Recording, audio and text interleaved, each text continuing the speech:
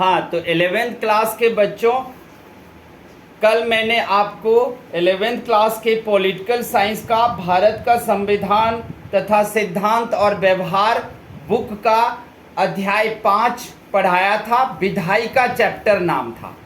विधायिका का आधा पार्ट 1 पढ़ा दिया था। आज हम आपको पार्ट 2 में विधायिका के आगे के बारे में बताएंगे। आपको हमने कल पार्ट 1 में बताया था हमें संसद क्यों चाहिए, संसद में कितने सदन होते हैं, राज्यसभा क्या होता है, लोकसभा क्या होता है, सब कुछ बताया था ना।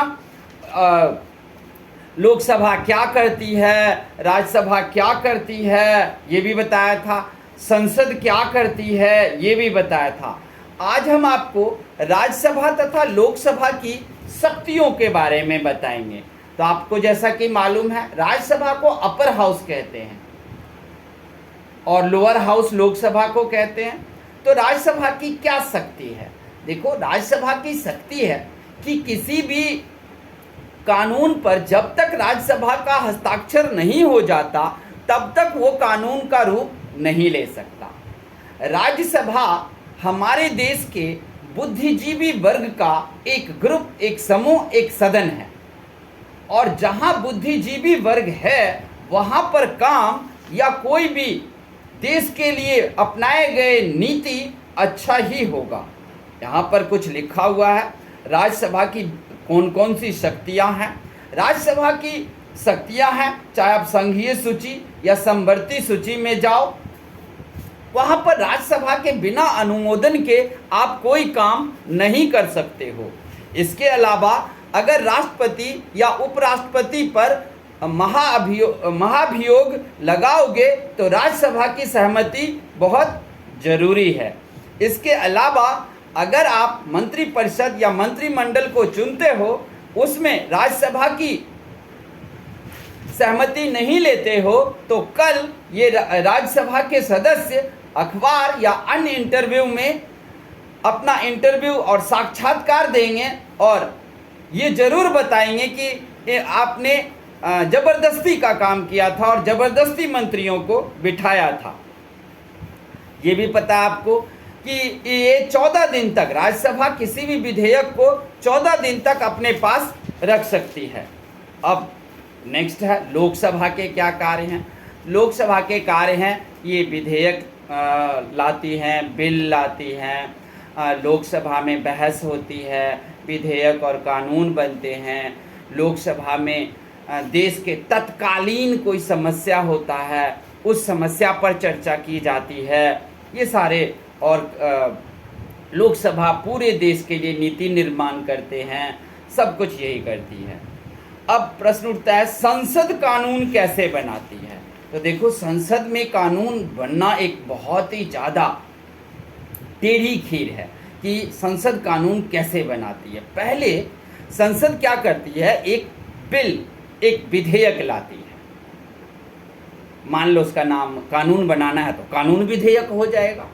तो कानून विधेयक पहले लाया जाएगा, वहाँ से कानून विधेयक लाकर लोकसभा में बहस शुरू हो जाएगी। लोकसभा में जब बहस शुरू हो जाएगी, वो वहाँ से 2/3, 2/3, यानी कि अगर आपके पास 543 सीट है या 545 सीट है तो उसका आप 2 से मल्टीप्लाई करो और 3 से डिवाइड करो, तो 2/3 अगर वोटिंग मिल जाता है तो लोकसभा से वो कानून पास हो गया। अब कहाँ जाएगा? अब जाएगा वो राज्यसभा में, राज्यसभा से पास हो जाएगा। अभी भी ये कानून बन नहीं गया है, नहीं, अभी ये कानून सारे राज्यों में जाएंगे और सभी राज्यों के विधानसभा से गुजरेंगे। हर एक राज्य के विधानसभा में जब इसको हस्ताक्षर मिल जाएगा, हर एक राज्य के विधानसभा में जाकर जब वहाँ से वो कानून पारित हो जाएगा, वो लोग हस्ताक्षर कर देंगे, उसके बाद फिर आएगा ये वापस संसद में, फिर संसद इसको राष्ट्रपति के पास भेजेंगे, तब जाकर के ये कानून बनता है। तो बहुत बारी आप हमारे देश में देखोगे, कई बार चर्चा होता है कि हिंदू राष्ट्र क्यों नहीं बनता। देखो, हिंदू राष्ट्र, यहाँ हिंदू है तो हिंदू राष्ट्र बनना चाहिए, क्योंकि अन्य देशों में मुसलमान है तो वहाँ पर मुसलमान राष्ट्र बनता है। तो हिंदू राष्ट्र को बनाने के लिए आपको ध्यान रखना होगा कि कानून बनाना पड़ेगा ना, और कानून जब बनाएगा तो कानून किसी एक जगह से तो नहीं होगा।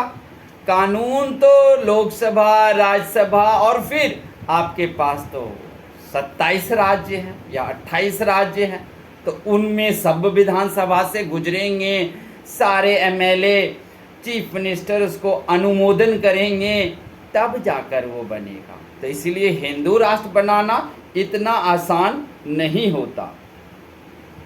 क्या संसद कार्यपालिका को नियंत्रित करती है? हाँ, संसद कार्यपालिका को नियंत्रित करती है और कानून बना। तो उस अगर कार्यपालिका को नियंत्रित करना है तो उस कानून के लिए आपको पूरे सभी राज्यों में भेजना नहीं पड़ता है, और भेजना भी पड़ता है तो वो बड़ी आसानी से हस्ताक्षर हो जाता है। लेकिन अगर हिंदू राष्ट्र जैसा मुद्दा हो तो आप देखते ही हो, कर्नाटक होगा, केरल होगा, पश्चिम बंगाल होगा, ये सब सबसे पहले पीछे हट जाएंगे, क्योंकि यहाँ पर वामपंथी सरकार है या अन्य प्रकार के अन्य विचारधारा के सरकार हैं, वो नहीं चाहेंगे कि कभी हिंदू राष्ट्र में बन जाए, क्योंकि इन राज्यों में जो मुस्लिम वोटर हैं या फिर क्रिश्चियन वोटर हैं वो ज़्यादा हैं, तो वो उनसे नाराज़ हो जाएंगे, तो इसीलिए वो लोग हस्ताक्षर करते ही नहीं हैं। तो आप समझ गए, इसी तरीके से संसद कानून बनाती है, और संसद कानून बना करके और फिर कार्यपालिका पे भी नियंत्रण करती है, और देश के लिए जो भी, चाहे कोई पुराना कानून है उसको अगर क्या करना है, संशोधन करना है, तो भी वो भी संसद ही करेगी, कार्यपालिका पे नियंत्रण करेगी। संसद की कई सारी समितियां हैं, जैसे संसद के लगभग 20 समितियां हैं जो बजट, खर्चे, उनके कार्य, इन सब को वो देखते हैं। संसद की समितियां हैं ये, तो संसद की समितियों को भी संसद ही हैंडल करती है, उसे चलाती है। क्या संसद स्वयं को भी नियंत्रित करती है? हाँ, अब मान लो संसद में 543 सदस्य हैं, 250 राज्यसभा में हैं, तो अगर ये दोनों भी तो गलत कर सकते हैं, नहीं कर सकते क्या? तो इन पर कौन लगाम लगाएगा? ये तो कहेंगे हम ही कानून बनाते हैं। तो संसद कानून बनाकर न्यायपालिका को देते हैं, और न्यायपालिका संसद पर नियंत्रित करते हैं। इसका सीधा अर्थ हुआ कि संसद खुद पर न्यायपालिका के द्वारा नियंत्रित करवाती हैं, जबकि कानून तो यही बनाए हैं। तो कोई भी कानून बना लिया और उसी कानून का अगर संसद का कोई भी सदस्य उल्लंघन करेगा तो तुरंत न्यायपालिका क्या करेगी? तुरंत कारण बताओ नोटिस जारी करेगी। और उस वक्त संसद का सदस्य ये नहीं कहेगा कि अरे मैं तो संसद सदस्य हूँ, मैंने तो तुम्हें कानून बनाकर दिया था, तुम मुझ पे ही कारण बताओ नोटिस जारी किया, तुम मुझे गिरफ्तार करोगे? तो कहेगा हाँ जी, फिर आपने ये कानून बनाकर दिया क्यों? अब आप ही गलत करोगे संसद महाराज जी, संसद के सदस्यों जी, अगर आप ही गलत करोगे तो अब आप पर भी कानून का चाबुक चलेगा और आपको भी नियंत्रित। तो संसद कैसे खुद पर नियंत्रित करती है? संसद कानून बनाकर न्यायपालिका को देकर और न्यायपालिका के द्वारा स्वयं पर नियंत्रण करवाती है। इस तरीके से हमारे देश के लोकतंत्र में विधायिका काम करती हैं सब कुछ, लेकिन विधायिका भी गलत करे तो विधायिका भी खुद पर नियंत्रित करवाती हैं। तो इसको याद रखना आप लोग।